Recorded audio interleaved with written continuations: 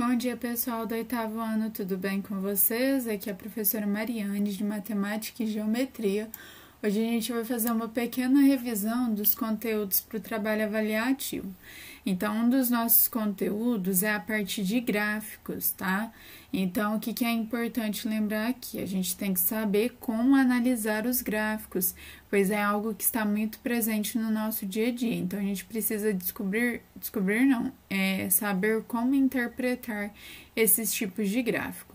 Existem mais de um tipo de gráfico. Existem os gráficos de barra, colunas, linhas ou setores, e cada um é usado por uma finalidade específica. Quando a gente monta os gráficos, a gente precisa de inicialmente ter um conjunto de dados. E a partir desse conjunto de dados que a gente organiza eles de forma gráfica para ficar melhor, para a gente enxergar o que está acontecendo naquele estudo, por exemplo. Lembra que eu mostrei para vocês um conjunto de dados? Mostrei as tabelas geradas por aquele conjunto de dados. Então, quando a gente tem apenas o conjunto de dados em uma tabela, fica um pouquinho difícil de identificar o que está realmente acontecendo naquela análise que está sendo realizada. O gráfico de linhas, ele vai mostrar tendências de aumento de um determinado objeto que está sendo estudado. Então, esse daqui é o exemplo do gráfico de linhas. Ele é bem fácil de ser identificado. O gráfico de setores, ele vai mostrar os valores que eu quero em um gráfico na forma de circunferência. E o que é importante a gente lembrar aqui? Quando a gente tem uma circunferência, a gente trabalha com ângulos. Uma circunferência completa, ela tem 360 graus, certo? Então, essa parte vocês devem se recordar e é muito importante. Esse gráfico de setores, ele também pode ser encontrado com o nome gráfico de pizza, tá? É o outro nome que ele recebe. O gráfico de barras ou horizontal, ele mostra a representação dos dados através de retângulos, certo? E a gente analisa projeções de um período determinado. Então, esse daqui é um exemplo do gráfico de barras, certo? Ou gráfico horizontal, que mostra uma comparação das notas de 3 alunos em matemática durante um determinado período de tempo analisado. Já o gráfico de colunas são importantes para mostrar ou comparar grandezas lado a lado. E esse gráfico é um dos mais utilizados normalmente, tá?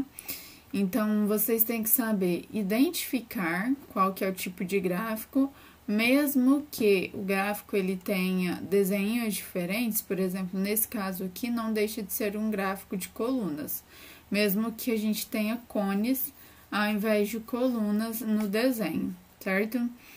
Vocês têm que saber descobrir as porcentagens, certo? Descobrir os ângulos que estão sendo referenciados quando é um gráfico de pizza, certo, pessoal? Caso vocês tenham alguma dúvida nessa parte de gráficos, por favor, me informem. E agora a gente vai para o outro assunto do nosso trabalho avaliativo, que é a equação polinomial do tipo do segundo grau. Então, a gente sabe que a equação do segundo grau, ela tem a forma geral ax², certo? Mais bx mais c igual a 0. Os valores de A, B e C são o que a gente chama de coeficientes, certo? Sendo que o A, ele nunca pode ser 0, porque a equação do segundo grau, ela tem que ter um termo elevado ao segundo grau. Os termos B e C, eles podem ser 0. Caso isso ocorra, eu vou ter uma equação do tipo incompleta, que é o que a gente está vendo a resolução. Então, a gente está aprendendo a resolução das equações do tipo incompleta, tá? Do tipo completa fica mais para frente. Daí, então, o que vai acontecer? A, B e C são os coeficientes, sendo que o C ele é chamado de termo independente, porque ele não está acompanhado da variável x. Lembrando a diferença de variável incógnita, a incógnita de uma equação e descubro o valor dela, é um valor fixo que não muda. Já a variável, ela pode receber diversos valores, certo? Então, quando a gente tem uma equação do segundo grau, do tipo incompleta, ela pode estar no formato ax² mais c igual a zero, que é esse exemplo aqui. Por exemplo, x² menos 100. Como que a gente resolve? A gente passa o 100 para o outro lado, então vai ficar x igual a 100, certo? Então, o x ele vai ser mais ou menos raiz de 100. Lembrando que quando eu tenho a raiz, o resultado dela pode ser positivo ou negativo, e que a raiz de um número negativo, ela não existe nos reais, ela existe em outros conjuntos numéricos, mas nos reais ela não existe. A raiz de 100 é 10, então a raiz aqui de x é mais ou menos 10. É assim que a gente resolve esse tipo de equação, tá? Agora, então, para todo esse tipo de equação, ó, x² menos 25 igual a zero, x² menos 25 igual a zero, a gente resolve da mesma forma, certo? E quando eu tenho uma equação, esse aqui é um outro exemplo. 36x² menos 1 igual a zero. O que eu faço? Eu passo 1 para o outro lado, lembra? Eu não posso tirar a raiz do 1, porque o x ele tem que estar sozinho para que eu possa tirar a raiz. Então, o que eu faço? 36, ele está multiplicando o x², eu vou passar ele dividindo. Então, agora eu tenho que x² é igual a 1 sobre 36. Então, o que eu vou fazer? Eu vou tirar a raiz dessa fração. Então, a raiz de 1 é 1 e a raiz de 36 é 6. Então, o x ele vai ser mais ou menos 1/6, certo? A mesma coisa ela acontece aqui, ó, quando eu tenho 2x² menos 40 igual a zero. Se eu passo 40 para o outro lado, então vai ficar 2x² igual a 40. Aí, o que eu posso fazer? Passo 2 dividindo, então, o x² vai ser igual a 20, certo? E quando o valor que tá aqui, ó, x² mais 12 igual a zero, nesse caso aqui de cima, vocês podem deixar a raiz de 20, tá? Não precisa descobrir qual que é o valor dela. Aqui nesse segundo caso, que eu tenho x² mais 12, se eu passo 12 para o outro lado, tá vendo que ele fica negativo? A raiz de um número negativo não existe para os reais, então a gente deixa dessa forma. Então, ó, olha lá na página 268. Pausa o vídeo, tenta resolver esse jogo rápido, que agora eu vou resolver ele, tá? Ó, então, a gente tem 9x² menos 1 igual a zero. Eu não posso falar que 9x² é igual a 1. Ou seja, o x², a gente vai passar o 9 dividindo. É 1 dividido por 9. Agora que o x está isolado, eu posso tirar a raiz desse valor. Então, o x ele vai ser igual a mais ou menos a raiz de 1/9. Então, o valor do x, ele vai ser igual a mais ou menos, raiz de 1 é 1 e raiz de 9 é 3. Então, o nosso conjunto solução, ele vai ser menos 1/3, certo? E mais 1/3, que é o que a gente vem aprendendo.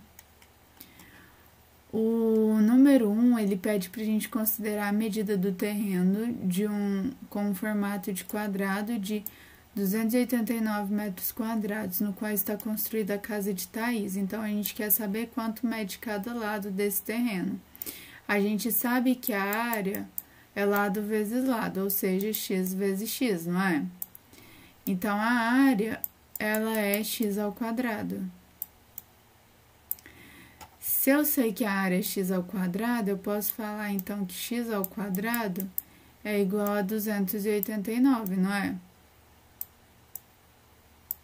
Então, para descobrir o valor de x, basta tirar a raiz do segundo membro.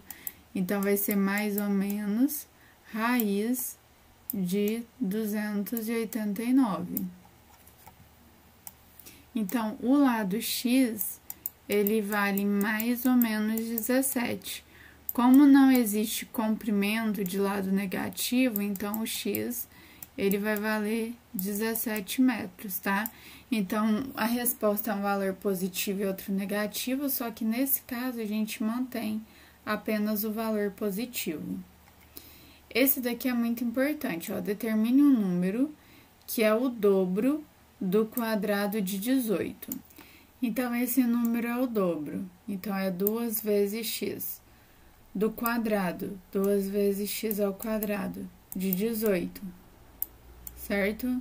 Então, o que a gente faz? Primeiro, a gente vai deixar o x ao quadrado sozinho. Então, o x ao quadrado, ele será 18 dividido por 2, que é 9, certo? Então, como o x ao quadrado, ele é igual a 9... Opa... Só um instante. Então, como x ao quadrado ele é igual a 9, eu posso falar que o x, ele é mais ou menos raiz de 9. Ou seja, o x, ele é mais ou menos 3, tá? Então, nosso conjunto solução são os números mais 3 e menos 3, certo? No número 3, fala que o número menos 3 é raiz da equação x ao quadrado menos 7x menos 2c. Então, quando eu falo isso de ser a raiz da equação, quer dizer que esse é o valor do x. Então, para descobrir o valor do c, basta substituir o x. Então, no lugar de x ao quadrado, eu vou colocar menos 3 ao quadrado menos 7 vezes menos 3, menos 2c, isso aqui é igual a 0. Menos 3 ao quadrado é 9. Menos com menos vai ficar mais. 9 mais 21 menos 2c é igual a 0. 9 mais 21 é 30. Então, 30 menos 2c é igual a 0. Posso falar que menos 2c é igual a menos 30. Então, eu posso deixar todo mundo positivo. Posso falar que o 2c é igual a 30, ou seja, o c, ele será 30 dividido por 2. Portanto, o valor do c são 15 unidades.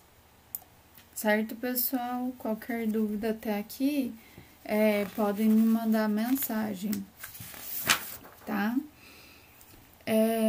Então, terminem as atividades das páginas 270 e 271, que estão relacionados à equação do segundo grau do formato a, x ao quadrado, mais c igual a 0. Daí, deixa eu só mostrar aqui para vocês, por exemplo, quando eu tenho 2x ao quadrado menos 4x, o que a gente faz quando é uma equação do tipo ax ao quadrado mais bx igual a 0? A gente isola o x, tá vendo? Ó? Tá vendo que aqui dentro sobrou 2x menos 4 igual a 0? Então, uma das raízes da equação é esse x que tá aqui de fora, igual a 0. Depois, o que a gente faz? A gente pega o que está dentro do parênteses, 2x menos 4 igual a 0. Então, o 2x ele vai ser igual a 4, ou seja, o x vai ser 4 meios, ou o x vai ser igual a 2. Caso vocês tenham alguma dúvida ainda, por favor, me enviem mensagem.